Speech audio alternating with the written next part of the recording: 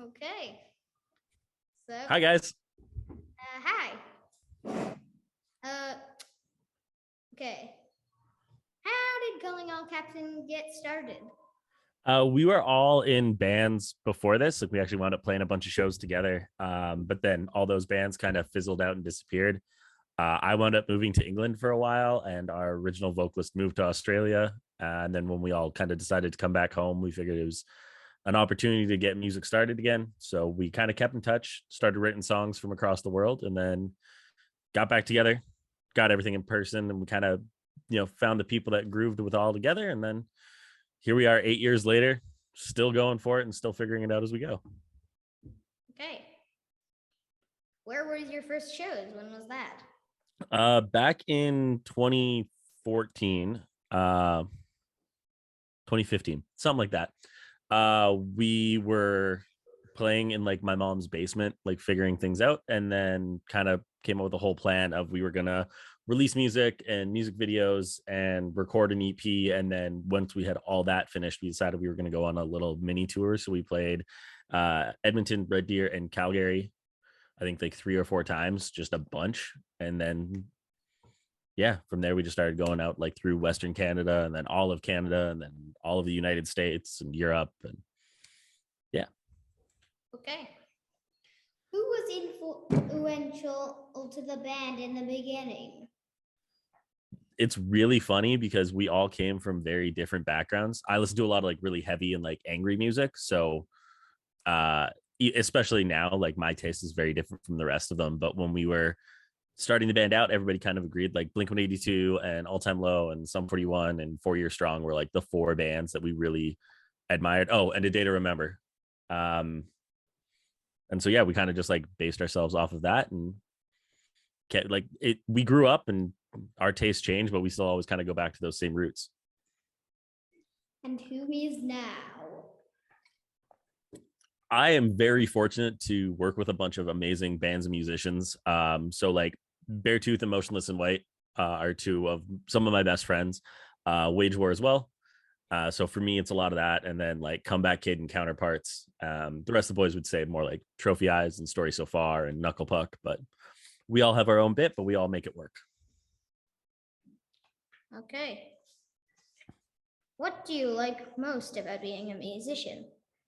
I get to see the world in a perspective that I don't think anybody else ever will. There's something different about being able to travel with like your friends and your family and go to California. And like we were very fortunate that we went down to Orlando, Florida, and I've been before with my parents, and we did Disney World. And so you get the whole experience of walking around and seeing Mickey Mouse and doing all the attractions. But then when you do it from a 15-passenger van with your best friends and you drive 100,000 hours to get there, it feels different, and you kind of see things in a really cool way that you wouldn't get to any other way.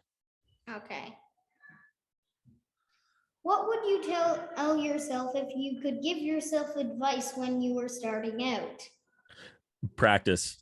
I should still do that now, but I'm around amazing musicians that I get to kind of leech off of and learn from all the time. But I still wish that I was like working harder at being a better musician myself, because I'm always going to be growing and I'm always going to be learning. So I just wish I started sooner so I could be a little bit further ahead. Okay, nice. What's been your favorite show of your career so far? What about favorite moments? We are very lucky. We got to open for the Offspring twice right before the pandemic hit. We were slated to open for them in Edmonton on a Saturday, and we were just like, yeah, okay, this will be like awesome. We knew it was going to be an outdoor show to like 10,000 people. We were playing at what you guys have the Calgary Stampede. We have K-Days, so we were playing our equivalent of that. We were all like ready for it, and we were all excited, and we were just like, yeah, this is going to be really cool. The day before, I get a phone call, and like I never answer my phone. And it was the Offspring's manager being like, do you guys want to come down and play Calgary too? So we wound up saying yes and driving down. Like we walked out of our jobs to go play music. And that's a really cool kind of experience. Other favorite moment is like we got to walk around Times Square in New York City at 3 a.m. when it was completely deserted. And I would never have done that if I wasn't in a band. I've seen Europe. I've slept on floors and I've stayed in hotels, and everything about this has just always been amazing. Could you tell us a story behind one of your songs?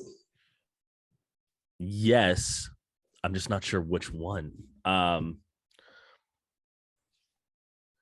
gotta look at my own record here. Give me a second.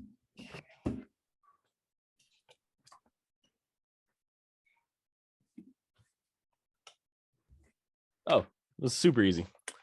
So Laurel Canyon, the first song off our new record, slowly getting better, was written in like an interesting way. It was our guitarist Connor actually wrote the song from our vocalist perspective about a former relationship. So it's kind of how Connor saw Luke acting in a weird way, but it's all just about how like going through that breakup helped him grow up and become like a better person, and not let it kind of hold him back, but also realize that sometimes things have to end and you gotta just get over it. Okay. Thank you for your time and considering youth. Anytime, guys. Nice.